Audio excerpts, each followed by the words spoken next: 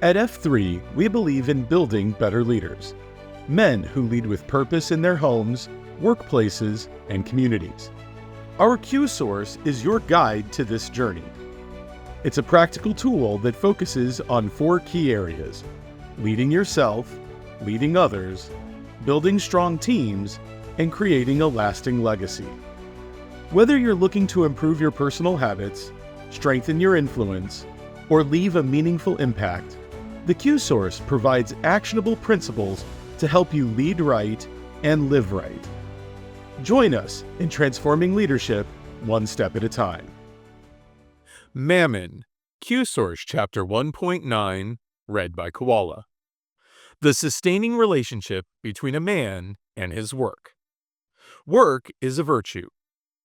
Men earn their daily bread through the sweat of their labor.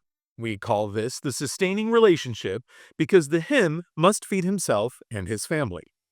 Work also sustains and benefits the community, as we are all created to perform some function for the betterment of those with whom we live in proximity.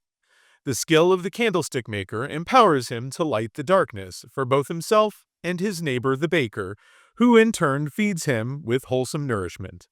In this way, mammon and community are inseparable. Work is also essential to a man's personal well-being, not just in the material sense, but in his pursuit of proper personal alignment. Idleness is not good for a man. It is a state of non-movement that can keep his boat permanently capsized. Even a man who is retired after 40 years of hard work finds himself looking for something to do with his free time other than just playing golf. Play is not enough. A man needs work. We are hardwired to produce, and not doing so knocks us out of proper alignment.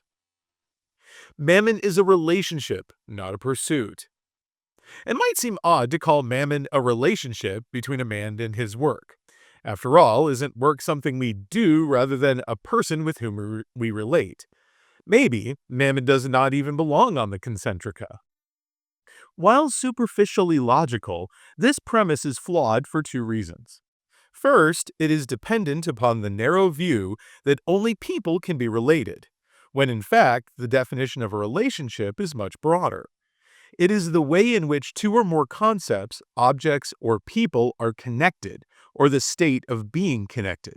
Thus, the essence of relationship is connection, that some 2 things are connected. Just what is connected is less important, and in fact could be virtually anything. Second, the power of a man's connection with his work is so great that categorizing it as anything other than a relationship leads to underestimating its tendency to swallow his other relationships. Unless a man prepares for it, mammon will move inexorably to the center of his concentrica and knock him out of the relational rhythm. There are 3 reasons for this. Number 1, mammon is the easiest relationship to maintain. Unlike the other relationships on the hymn's concentrica, mammon is limited in both time and scope. All jobs have a time clock of sorts to punch. No job is 24/7. When a man leaves work for the day, he may keep thinking about it, but he does not have to interact with it. He can take vacations from it. He can call in sick if he must. Do any of these time limitations apply to any of his other relationships? Can he punch out on his marriage for the night? Can he take a vacation from his children? Not really. Those relationships are all-encompassing. There is no such thing as off-duty if your child is sick, nor is there any limitation on the scope of a man's duties as a husband and father. A good boss will give you a clear job description so you know what is expected of you. As a husband and father, you won't need anything like that because everything is expected of you. Of all the relationships on the concentrica, mammon is the easiest to maintain. Number 2, mammon provides the most direct affirmation. If you get a raise or a promotion, you know you are doing your job well. But how do you know if you're a good stone or an effective member of your shield lock? Does a man ever look at himself in the mirror and say, "Dang, I'm one fine husband"? How would he know? The clear feedback of the workplace tempts a man to turn away from the chaos of uncertainty of his life as a husband and father in favor of the easy and direct affirmation provided by mammon. Mammon is the only relationship that is terminable at will. A man can quit his job and start over elsewhere anytime he wants, within reason. In fact, the culture encourages us to leave a job if the fit would be better elsewhere, or if we are not as happy there as we could be someplace else. Career selfishness is not only accepted, it's a bit of a cultural sin if not practiced. But a man cannot apply that self-serving premise to his other relationships. Can a man quit his wife if he would be happier someplace else with a less demanding or younger woman? Technically and legally, yes, but it is still a lot more difficult to change wives than it is to change jobs. How about the children? Can they be replaced when they become disobedient or difficult? Well, a man may be able to physically separate himself from his children, but he remains their father wherever he may roam. He can add children, but he can never reduce their number. Mammon is the only relationship that is terminable at will. To accelerate his fellowship, the hymn views Mammon as a relationship he must address with deliberitude rather than just a function he must perform to pay his mortgage. Mammon is a man's least important relationship. While Mammon is critical to a man, his family, and ultimately his community, it is still the least important relationship on his concentrica.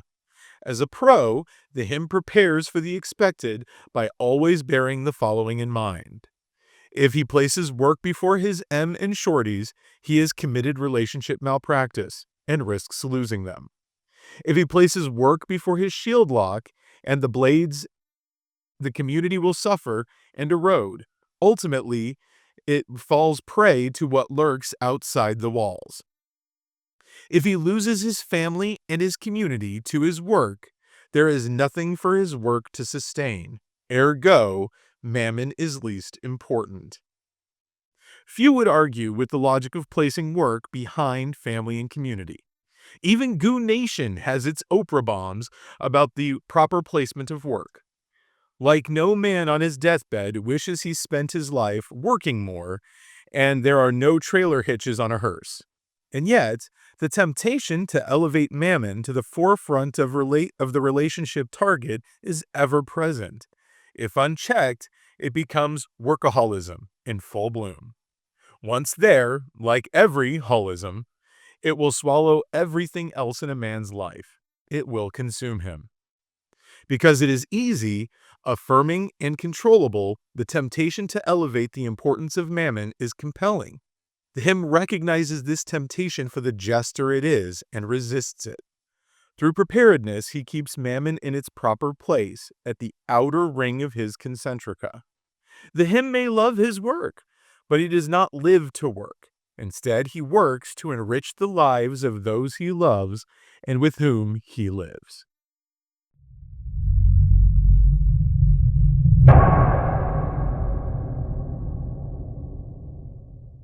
One, two, three. Lead!